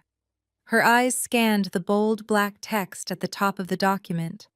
The air in the small lobby seemed to get sucked entirely out of the room. And then she screamed. It was not a dramatic crying scream. It was a guttural, blood-curdling shriek of absolute horror. She dropped the papers onto the linoleum floor and backed away, as if they had physically burned her. She covered her mouth with both hands, her eyes wide with a terror so profound it silenced everyone else in the room. "Oh my God! What is this?" she shrieked, pointing a trembling finger at the scattered pages. What did she do? Jackson dropped to his knees. The sharp pain in his chest was momentarily forgotten, replaced by a cold, sickening dread that washed over him like ice water. He gathered the papers with shaking hands. Yvonne crouched beside him, pulling the top document into the dim light to read it over his shoulder. The bold black letters at the top of the page spelled out a single devastating word: foreclosure. It was the final notice of default from the private lending firm in Chicago. But it was the second page that truly destroyed them. It was the official transfer of deed. The document clearly outlined that the massive $400,000 second mortgage, The one Connor had secretly taken out to fund his fake investment firm had been entirely bought out. The debt was no longer held by a faceless corporate bank. The debt, and the subsequent total ownership of the property, was now held by one single individual, me. The name Tessa was printed in stark black ink on the final line, designating me as the sole legal owner of the sprawling brick colonial mansion they prized above all else. The house where they had held their expensive parties, the house where they had mocked my career, the house where they had laughed about sending a violent abuser to destroy my life. It was all legally, undeniably mine. Yvonne let out a low, agonizing moan. She clutched the papers, her knuckles turning white. "This cannot be real," she whispered, her voice cracking. "She cannot do this. This is our house. We built this family in that house." Jackson stared at the document, his eyes entirely hollow. The realization of his complete and total failure crashed down on him. He had mortgaged his entire life away simply to brag about a wealthy son-in-law at the country club. He had handed the keys to his kingdom over to a con artist, and now the daughter he had spent 32 years treating like dirt had bought the kingdom out from under him. The power dynamic had completely inverted in the span of a few horrifying seconds. They were no longer homeowners. They had absolutely no assets. They had no credit cards.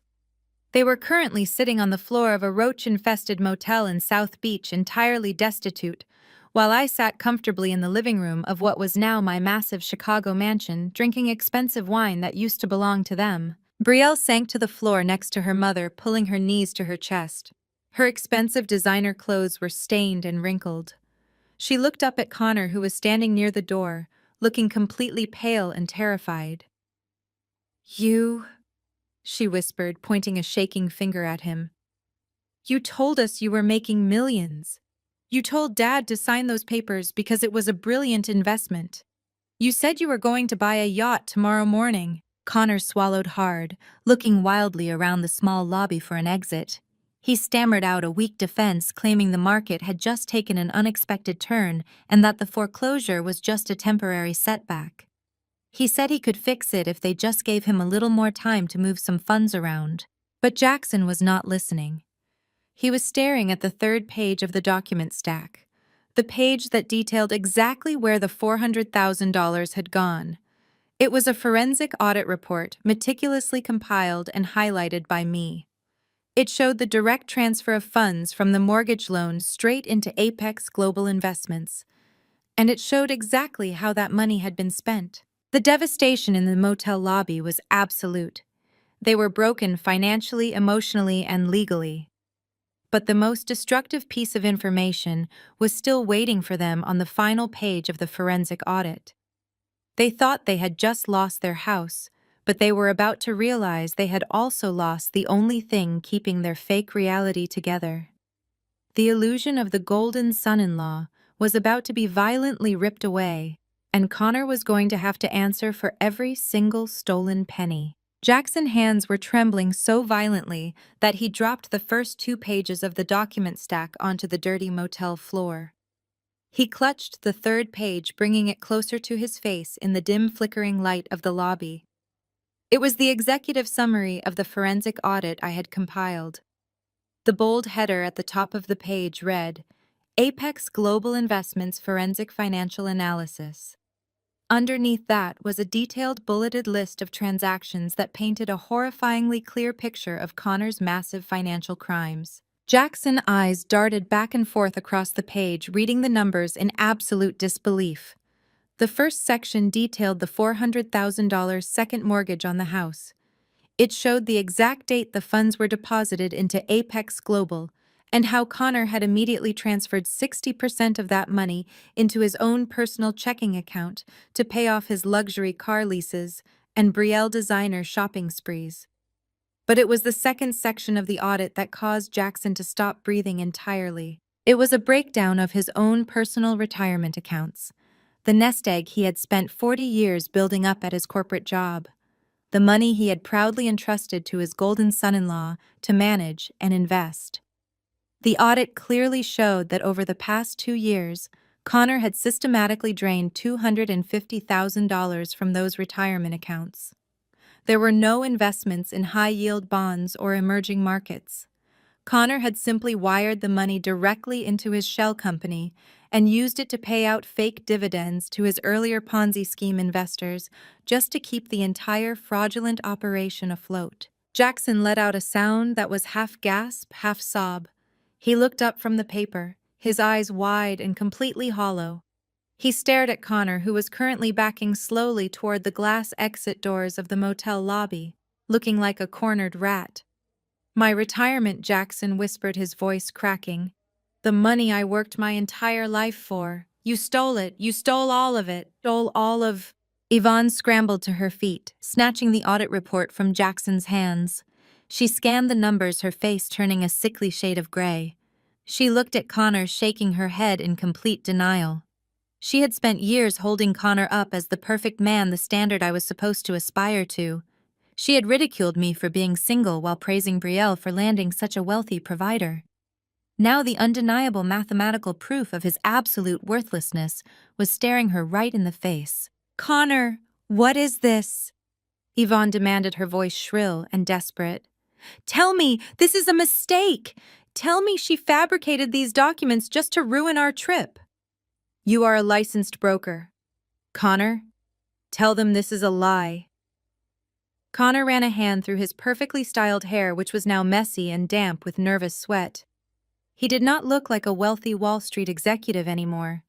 He looked like exactly what he was, a desperate, pathetic criminal who had finally run out of runway. "It is not a lie, Yvonne," he snapped, dropping the polite, respectful tone he usually used with her. "The market was tough. Okay, I had to move some capital around to cover some margins. I was going to pay it back. I just needed a little more time." "You were going to pay it back!" Jackson roared, suddenly finding his voice. His face turned purple with a violent, terrifying rage. "You took a second mortgage out on my house behind my back. You forged my signature, you stole my retirement fund to buy your stupid watches, and you were planning to steal $50,000 from Tessa this morning. You are a thief." Jackson lunged forward, grabbing Connor by the collar of his expensive dress shirt. The sudden violence shocked everyone in the small lobby. The night manager behind the bulletproof glass finally looked up from his magazine, reaching slowly for the phone on his desk. Jackson slammed Connor back against the glass entrance doors, pinning him there. The older man was fueled by pure adrenaline and the absolute destruction of his pride. "You ruined me!" Jackson screamed, spitting in Connor's face. "You took everything I built. I trusted you. I let you marry my daughter. I treated you like a son while you were bleeding me dry." Connor struggled, trying to push the older man off him. "Get your hands off me, old man!" Connor yelled, shoving Jackson hard in the chest. Jackson stumbled backward, tripping over Brielle's expensive luggage and crashing hard onto the linoleum floor. Yvonne screamed, rushing to her husband's side, while Brielle simply stood there, completely paralyzed by the escalating violence. Connor straightened his ruined shirt, his chest heaving. He looked down at my parents writhing on the dirty floor of a cheap motel, and the thin veneer of his fake personality completely shattered. The polite, charming son-in-law completely disappeared, replaced by a vicious, arrogant con artist who realized he had absolutely nothing left to lose. He looked at the family he had systematically destroyed, and he let out a cold, cruel laugh. Connor straightened his ruined, expensive shirt, his chest heaving as he looked down at my parents on the dirty motel floor. The polite, charming son-in-law completely disappeared. The mask of the wealthy, successful white broker cracked and fell away, revealing the vicious, arrogant con artist underneath. He looked at the family he had systematically destroyed and let out a cold, cruel laugh. But before Connor could speak, Brielle let out another gasp. She had reached into the brown FedEx envelope and pulled out the final piece of evidence I had included in the package. It was not a financial document. It was a glossy 8x10 photograph. Brielle stared at the picture, her hands shaking so badly she almost dropped it. It was a crystal-clear image of Connor sitting at a high-end rooftop bar in downtown Chicago. He was not alone. He had his arm wrapped tightly around a young blonde woman who was wearing an expensive diamond necklace. The exact same diamond necklace Connor had told Brielle he bought for his mother. There were more photos in the stack. Photos of Connor and the blonde woman walking into a luxury apartment building. Photos of them kissing in the front seat of his leased Lamborghini. Brielle whispered, her voice cracking. "Who is this?" Connor did not even look at the photos. He rolled his eyes, letting out a loud, exasperated sigh. He crossed his arms over his chest, looking at Brielle not with guilt or remorse, but with absolute, unfiltered disgust. "Oh, grow up, Brielle." He snapped, his voice entirely devoid of the fake affection he usually used with her. "You really thought I was going to spend the rest of my life playing house with you? You are a spoiled, demanding child who cares more about Instagram likes than actual reality. You were a convenient prop for my business. Nothing more." Brielle's face crumpled. She dropped the photos onto the floor, stepping back as if he had physically struck her. Yvonne scrambled to her feet, rushing to her daughter's side. She wrapped her arms around Brielle, glaring at Connor with pure hatred. "How dare you speak to her that way?" Yvonne shrieked. "You are a monster! You used us! You used my daughter!" Connor let out a sharp, barking laugh that echoed in the small motel lobby. The night manager behind the glass partition picked up his phone, dialing a number, but Connor did not care. He was entirely unleashed. "Used you?" He repeated, his voice dripping with condescension. "I used you." "Please, Yvonne. You people were begging to be used. You were so desperate to look rich, so desperate to have a successful white son-in-law to parade around your stupid country club that you never even bothered to ask a single real question about my business. You just handed over your money and your house because you wanted the status." Jackson struggled to his feet, leaning heavily against the wall for support. His chest was still tight, but the shock of Connor's words temporarily overrode his physical pain. "You racist piece of trash." Jackson wheezed, his voice weak but full of venom. "I treated you like a son." Connor took a step toward my father, towering over the older man. He pointed a finger directly in Jackson's face, his expression twisting into an ugly sneer. "Do not ever call me your son." Connor spat, his voice low and dangerous. "You are a pathetic, weak old man who could not even provide for his own family without relying on the daughter you treat like absolute garbage. You think I wanted to be part of this family. You think I actually enjoyed sitting at your dinner table listening to you brag about your mediocre life. The only smart person in your entire genetic line is Tessa, and you were too busy kissing my ass to realize she was the one actually keeping the lights on." The truth hit them harder than any physical blow. To hear the man they idolized openly state that the daughter they despised was the only one with any actual intelligence or worth completely shattered their fragile reality. Connor did not stop there. He turned back to Brielle, who was sobbing uncontrollably against our mother's shoulder. He looked her up and down with an expression of pure contempt. "And you," he said, shaking his head, "you are going to end up exactly like your parents, broke, pathetic, and living in a fantasy world. I am filing for Chapter 7 personal bankruptcy on Monday. That is right. I am wiping my slate completely clean. All the credit card debt, all the personal loans, all the lease agreements, they are all in my name under my shell companies. The bankruptcy court will discharge the debt, and the banks will come looking for the assets." He smiled a cold, terrifying smile. "And since you all happily signed over your house and your retirement funds to those shell companies, the federal government is going to seize whatever is left. You have absolutely nothing." Connor quickly bent down and snatched the 3 crumpled $100 bills that Jackson had dropped on the floor during the scuffle. It was the absolute last bit of cash the family had to their name. "Hey!" Jackson yelled, stepping forward, but Connor shoved him back against the wall with alarming force. "Consider this my severance package," Connor said, shoving the cash into his pocket. He turned toward the glass exit doors, not looking back, even once. "Enjoy the roaches," he called out over his shoulder.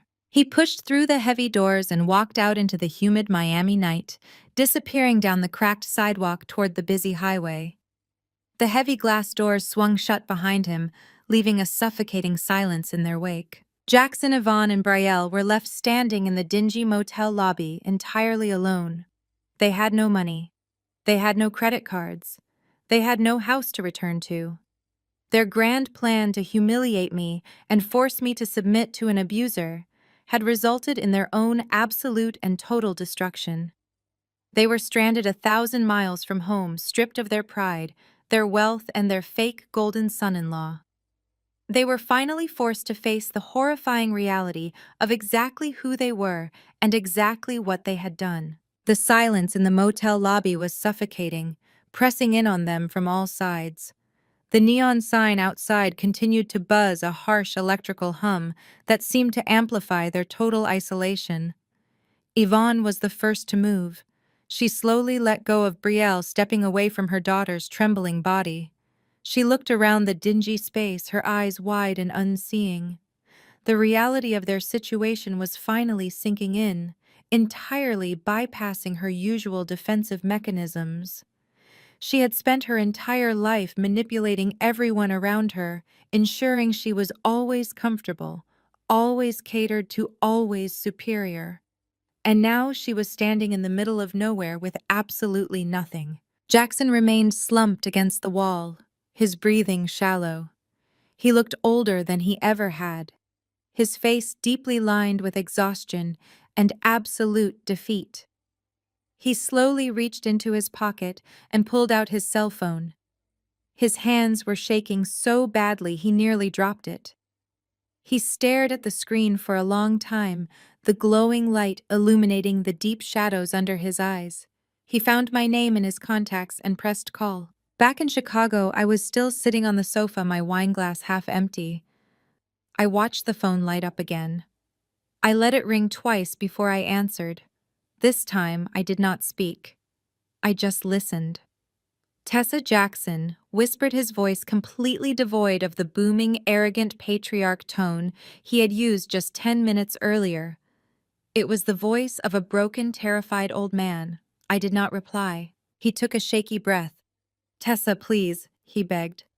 "Connor is gone. He took the cash. We have nothing.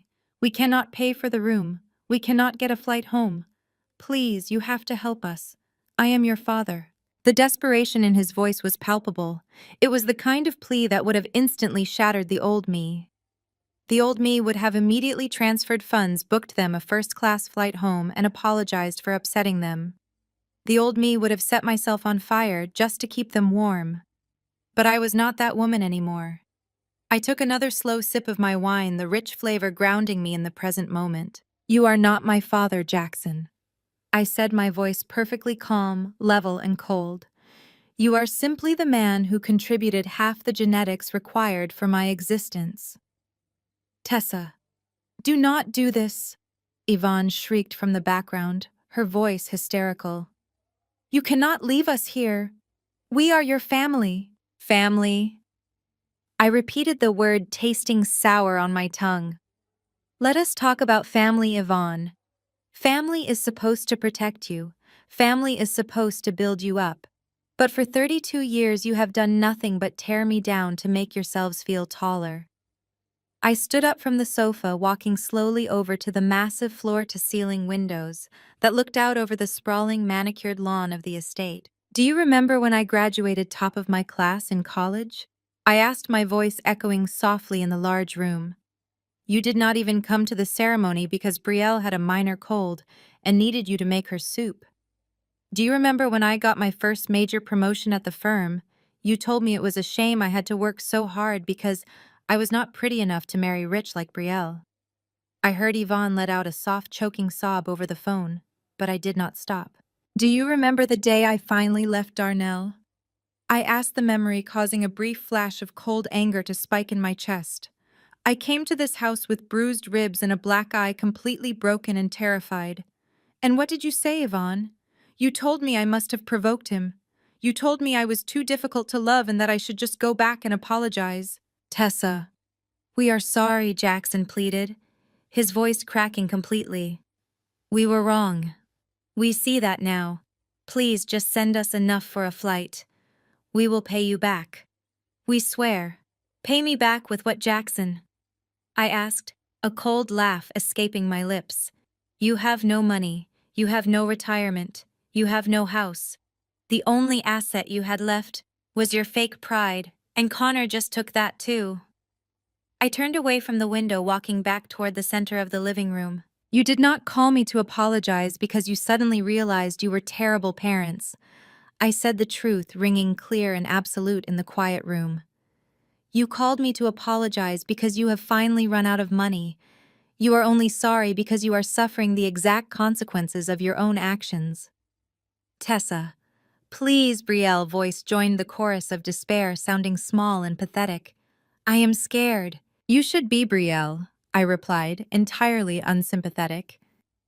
You have spent your entire life pretending to be something you are not. You built an entire identity on stolen money and fake status. Now you have to figure out how to survive in the real world like everyone else. I suggest you start looking for a minimum wage job. Tessa, you cannot just abandon us, Jackson cried, his voice rising in panic. Watch me, I said, my voice dropping to a final definitive whisper. I did not wait for the response. I pulled the phone away from my ear and pressed the red button disconnecting the call. I immediately opened my phone settings and navigated to my contact list. I found Jackson's name and hit block caller. I did the same for Yvonne, and then I did the same for Brielle. I set the phone down on the glass coffee table. The absolute finality of the action settled over me like a heavy, warm blanket. The invisible tether that had kept me bound to their toxic orbit for over 3 decades was finally completely severed. They could scream, they could cry, they could beg the universe for mercy, but none of those sounds would ever reach my ears again. They were entirely cut off, stranded in the miserable reality they had created for themselves, and I was finally entirely free. I picked up my wine glass and walked out of the living room, turning off the lights behind me. The house was quiet, safe, and perfectly mine. The morning sun rose over the cheap motel, bringing absolutely no warmth to the cold reality of their situation. At exactly 11 o'clock, the gruff motel manager banged loudly on their flimsy wooden door, informing them that checkout time had passed and they needed to leave the premises immediately. They had no money to extend their stay, and my blocked number meant they had no one to bail them out. Jackson, Yvonne, and Brielle were forced to gather their things and drag their massive, heavy designer suitcases out into the sweltering Florida humidity. They walked for over 2 miles along the cracked pavement of the busy highway, the wheels of their expensive luggage grinding harshly against the gravel and loose trash. They finally found a dingy pawn shop sandwiched between a liquor store and a laundromat.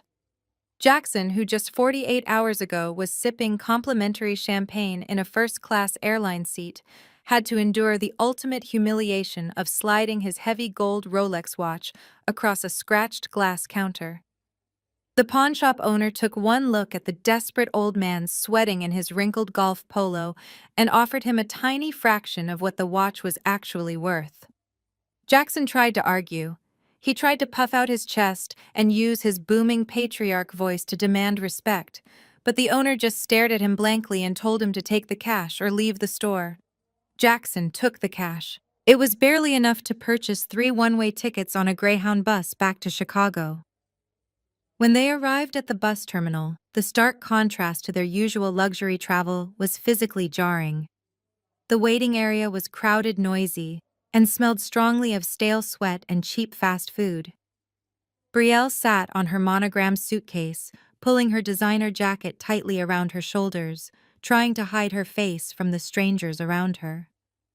She kept frantically checking her phone, hoping for a miracle, but her battery was slowly dying, and she had no portable charger to revive her fake digital life. Yvonne sat next to her, staring blankly at the stained linoleum floor, her manicured hands trembling endlessly in her lap. When their bus was finally called, they had to wait in a long, disorganized line, pushing their way toward the vehicle. The bus driver did not care about their expensive bags, throwing the heavy leather luggage roughly into the storage compartment under the bus, alongside cardboard boxes and duffel bags. They climbed the narrow rubber steps into the cabin and were immediately hit with the smell of industrial cleaner and stale air. The bus was completely packed. They could not even sit together. Jackson squeezed his large frame into a tiny window seat next to a man who fell asleep and snored loudly against his shoulder. Yvonne was wedged near the back, next to the bathroom door, which slammed open and shut violently every few minutes. Brielle was trapped in the middle of the bus, surrounded by crying children and people talking loudly on their phones. The journey took 48 agonizing hours. As the heavy bus rolled slowly through the endless highways of Florida, Georgia, and Tennessee, the deep physical and emotional toll began to completely break them down. They had only saved $20 for food, which meant they had to survive on stale vending machine crackers and warm bottled water purchased at dingy highway rest stops. Their stomachs rumbled loudly, their bodies aching from sitting in rigid upright positions for hours on end. There was no extra legroom, there were no hot towels, and there was absolutely no escaping each other. By the time the sun set on the first day, the polite facade they had maintained as a wealthy family completely shattered. The sheer exhaustion and the gnawing hunger stripped away the last remaining layers of their arrogance, exposing the raw, bitter resentment they had been hiding for years. During a brief 15-minute rest stop outside of Atlanta, they stood in the freezing parking lot, shivering in their thin resort clothes, and began viciously tearing each other apart. Jackson blamed Yvonne for raising such a weak, entitled daughter. He pointed a shaking finger at Brielle and yelled that if she had actually gotten a real job instead of posting stupid pictures on the internet, they would not be in this mess. He said Connor saw exactly how desperate they were for status and played them all for absolute fools. Yvonne screamed right back at him, her voice hoarse and raw. She blamed Jackson for his massive ego, saying he was the one who signed the mortgage papers without even reading them just because he wanted to feel like a big, wealthy investor. She told him he was a complete failure as a provider and a pathetic failure as a husband. Brielle, who had spent her entire life being coddled and protected, finally snapped. She screamed at both of them, her voice echoing across the dark, empty parking lot. She told them they were the ones who taught her that money and appearances were the only things that mattered in the world. She said they raised her to be useless and dependent, and now they were punishing her for being exactly what they created. She looked at her mother and her father with pure, unadulterated hatred and said she wished she had never been born into their family. They boarded the bus again in heavy, suffocating silence, refusing to even look at one another for the remainder of the trip. The second night was even worse than the first. The temperature on the bus dropped significantly, and they had no blankets to keep warm. They shivered in the dark, listening to the heavy hum of the engine and the sound of the massive tires rolling endlessly against the asphalt. Their expensive clothes were deeply stained and wrinkled. Their hair was matted and unwashed, and their faces were hollow and drawn. They had lost absolutely everything. They had lost their wealth, they had lost their home, and they had lost the golden son-in-law they had worshipped. But worst of all, they had lost the comforting illusion of their own superiority.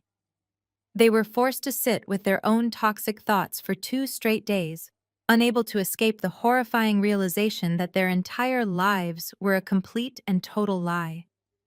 They had spent decades abusing me, using my money to build a fake castle of arrogance, and now they were trapped under the heavy rubble of its collapse. On the morning of the third day, the bus finally crossed the Illinois state line. The familiar skyline of Chicago appeared in the distance, gray and unforgiving under a heavy blanket of winter clouds. The bus pulled into the downtown terminal, the air brakes hissing loudly as it came to a complete stop. They dragged themselves out of their cramped seats, their bodies stiff and aching, their spirits entirely crushed. They retrieved their battered designer luggage from the undercarriage and stood on the cold, windy sidewalk of the city they used to believe they owned. They had finally made it back home, but they were about to discover that the absolute worst part of their punishment was still waiting for them at the front gate. The taxi ride from the downtown terminal to the affluent northern suburbs took 45 minutes. It cost them the absolute last bit of cash Jackson had managed to hoard from the pawn shop. They sat in the back of the cab, smelling of stale bus air and 2 days of unwashed anxiety, staring out the windows as the familiar manicured lawns of their neighborhood came into view. They were clinging to the desperate hope that the foreclosure notice was just a threat, a legal maneuver that could be undone once Jackson made a few phone calls. They just wanted to get inside and pretend the nightmare in Miami had never happened. But as the taxi turned onto their quiet tree-lined street, the remaining shreds of their hope were violently ripped away. The cab rolled to a stop at the end of their wide circular driveway, and Jackson let out a sharp gasp. The sprawling brick colonial mansion was still there, but it was completely inaccessible. A brand-new heavy wrought iron security fence had been erected across the entire front perimeter of the property, stretching all the way into the thick hedges on either side. The heavy iron gates were chained and locked with a massive steel padlock. Parked directly in front of the driveway blocking any possible entry was a white and green Cook County Sheriff cruiser. A uniformed deputy was leaning against the hood of the vehicle, holding a clipboard, looking incredibly bored. They spilled out of the taxi, dragging their battered designer luggage behind them. Jackson stumbled toward the gate, his chest heaving with exhaustion and renewed panic. He yelled at the deputy, demanding to know what was going on and ordering him to move his vehicle off his private property. The deputy did not flinch. He stood up straight, resting his hand casually on his utility belt. He asked Jackson for his name, and when Jackson yelled it, the deputy simply nodded. He informed them that the property had legally changed ownership due to a finalized foreclosure buyout. The deputy stated in a flat, professional tone that Jackson, Yvonne, and Brielle were no longer authorized to be on the premises and that any attempt to breach the iron gate would result in immediate arrest for criminal trespassing. Yvonne began to hyperventilate, clutching the iron bars of the gate with her shaking, manicured hands. She screamed that there had to be a mistake, that they had lived in this house for over 20 years, and that the police could not just lock them out on the street. That is when the heavy oak front door of the mansion slowly opened. I stepped out onto the wide stone porch holding a hot cup of coffee in one hand. I was wearing a soft cashmere sweater and comfortable leggings, looking entirely rested and completely at peace. The three of them froze, pressing their faces against the iron bars, like prisoners staring out of a cage. I took a slow sip of my coffee, letting the quiet morning air settle between us, before I turned back into the house for a brief moment. When I reappeared, I was dragging 3 large black plastic trash bags behind me. I walked slowly down the long, paved driveway, the sound of the plastic scraping against the concrete echoing loudly in the silent neighborhood. I stopped just a few feet shy of the iron gate, looking at the ruined, exhausted faces of the family that had spent my entire life trying to destroy me. I did not say a word. I simply hoisted the first heavy black bag and tossed it completely over the tall iron fence. It landed with a dull thud on the sidewalk at Jackson's feet. I threw the second bag over for Brielle and then the third bag for Yvonne. "What is this?" Jackson demanded, staring at the black plastic bags like they were toxic waste. "Those are your personal belongings," I said, my voice calm and perfectly even. I had my attorney review the foreclosure and asset seizure laws. Everything inside that house that was purchased using stolen money from Apex Global Investments belongs to the estate to help cover the massive debt Connor left behind. That includes your expensive furniture, your jewelry, your electronics, and Brielle's entire designer wardrobe. The only things you legally own are your cheap cotton pajamas, your old gym shoes, and your basic toiletries. I bagged them up for you as a courtesy so you would not have to walk away completely empty-handed. Brielle let out a loud, agonizing wail, dropping to her knees on the cold, concrete sidewalk. She tore open her trash bag, finding only faded sweatpants and worn-out t-shirts. Her thousands of dollars in designer handbags and custom shoes were locked inside my house, legally seized to pay for her husband's massive financial crimes. She sobbed uncontrollably, realizing her fake Instagram life was permanently over. Yvonne could not take it anymore. She gripped the iron bars, her knuckles white, and began weeping hysterically. She looked at me with wild, desperate eyes and tried to play the only card she had left. "Tessa, how can you do this to us?" she shrieked, tears streaming down her hollow face. "I am your mother. I carried you. I gave birth to you. You came from my body. You cannot treat your own flesh and blood like this." We made mistakes, but we are family. You have to let us in, Tessa. Please, you have to forgive us. I stood on the safe side of the iron gate looking at the woman who had spent 3 decades making me feel entirely worthless. The old me would have let the word mother bypass my logical brain and manipulate my heart. But the woman standing in the driveway had been completely cured of that disease. Being a mother is a verb, Yvonne, I said, my voice carrying clearly over her desperate sobbing. It is an action. It means protecting your child. It means nurturing them and keeping them safe from harm. You never did any of those things. You used my existence to fund your lifestyle, and you used my trauma as a weapon to keep me in line. You laughed when Connor plotted to steal $50,000 from me. You smiled when he planned to ambush me with Darnell. You did not care if I survived as long as your bills were paid. Yvonne choked on her tears, shaking her head frantically in denial, but I raised my hand, stopping her. You want to talk about family? I continued, my tone shifting from cold to absolute legal authority. Let us talk about the law. The law says this property is mine. The law says Connor is a federal criminal who embezzled $250,000 from Jackson's retirement. The law says you signed fraudulent mortgage documents. Your emotional manipulation does not work anymore, Yvonne, because it has no legal standing. The sheriff is standing right there to enforce the boundaries you refused to respect for 32 years. I took one step backward, signaling that the conversation was entirely over. Take your trash bags and leave my property, I said, turning my back on them. If you ever contact me again, I will have Julian file a permanent restraining order, and I will hand over the audio recording of the patio conversation to the FBI to prove you were complicit in Connor's wire fraud. I walked back up the driveway, my head held high completely, ignoring the frantic screams and the heavy sobbing echoing from the street. I stepped inside my beautiful, quiet mansion and locked the heavy oak door. The aftermath of that morning was swift and entirely merciless. Connor thought he was a criminal mastermind when he walked away from my family in Miami, leaving them completely destitute while he slipped into the night with a few $100s. He assumed he could just disappear into the humid Florida wind and start a brand new grift somewhere else, relying on his charming smile and his tailored suits. He made it exactly as far as the international departure terminal at Miami Airport. When he approached the ticketing counter to purchase a one-way flight to Costa Rica using a hidden offshore account number, he was immediately flagged by federal authorities. My attorney, Julian, had handed over the complete forensic audit, the bank ledgers, and the audio recording to the FBI days prior. They had been tracking his digital footprint the entire time, watching every desperate move he made.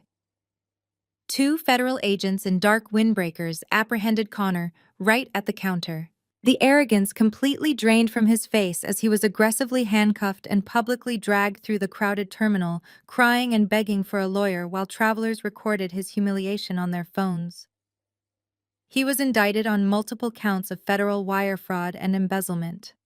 He is currently serving a 10-year sentence in a medium-security federal penitentiary, where his fake Wall Street persona means absolutely nothing. Without Connor to fund their fake reality, and without me to serve as their emotional punching bag, an endless bank account, Jackson and Yvonne completely collapsed. They had absolutely no assets to their names and no rich friends willing to save them. The bankruptcy court seized whatever minimal savings they had tried to hide to pay back the victims of the Ponzi scheme. They were forced to move into a tiny, run-down one-bedroom apartment in a gritty industrial neighborhood on the far south side of Chicago. The walls of their new home are paper-thin. The plumbing constantly leaks, and the wealthy country club friends they spent decades trying to impress completely abandoned them the moment the money dried up. Jackson spends his days sitting in a cheap folding chair, staring blankly at a small television, mourning the massive ego he can no longer afford to feed. Yvonne sits by a dirty window, bitterly complaining to anyone who will listen about how cruelly life has treated her entirely, refusing to take accountability for her own monstrous actions. But the most poetic justice was reserved for my former golden sister, Brielle. With absolutely no college degree, no marketable skills, and her fake internet reputation entirely destroyed by the public scandal, she was forced to face the harsh, horrifying reality of actual hard work. She now works 40 hours a week, wearing a greasy polyester uniform and a plastic name tag at a local fast food drive-thru. The girl who once demanded penthouse suites and luxury sports cars on my dime now spends her days smelling of old frying oil and asking impatient customers if they want to upsize their French fries. She takes the public bus to work every single morning, staring out the window at a world she used to pretend she owned. As for me, I am no longer standing behind an iron gate protecting my peace. I am actively living it out loud. Right now, I am sitting on the polished teak deck of a massive luxury yacht gently swaying in the crystal-clear turquoise waters of the Caribbean. The afternoon sun is warm on my skin, and the salty ocean breeze carries the sound of genuine, relaxed laughter. I did not have to steal or manipulate or forge signatures to get here. I earned every single inch of this beautiful deck through my own hard work, my relentless dedication, and my brilliant mind. I am surrounded by my true chosen family. Julian, my attorney who became one of my fiercest friends, is sitting across from me pouring expensive vintage champagne into crystal flutes. My colleagues and real friends, people who love me for exactly who I am and not what I can buy them, are lounging in the sun sharing stories and building real memories. There is no anxiety here. There is no fear of an impending ambush or a cruel insult disguised as a joke. There is only profound, undeniable peace. Society constantly tells us that blood is thicker than water. They tell us that family is everything, and that we must endlessly forgive the people who share our genetics, no matter how deeply they cut us or how often they betray us. They try to guilt us into staying in toxic dynamics because of a biological accident. But I am here to tell you that loyalty to a toxic bloodline is nothing more than a slow, agonizing suicide. If the people who are supposed to love you and protect you are the ones secretly handing your abusers the knife, you have absolutely no obligation to stand there and bleed for them. Cutting off my toxic family was the hardest and most terrifying thing I ever had to do, but it was the absolute only way to save my own life. I poured the heavy concrete foundation of my success directly over the ashes of their manipulation. If you are listening to this right now and you are suffocating under the weight of a family that treats you like an option, a scapegoat, or a personal ATM machine, I want you to know that you possess the ultimate power to walk away. You do not have to accept their abuse just because you share a last name. Lock the door. Change the locks and build a life so beautiful and so secure that they will never even be allowed to look at it. Thank you so much for listening to my story today. If you found strength or inspiration in this journey, please hit the like button, leave a comment below, and subscribe to the channel for more authentic stories of survival, boundaries, and sweet revenge. Remember, your peace is your most valuable asset. Do not ever let anyone steal it from you.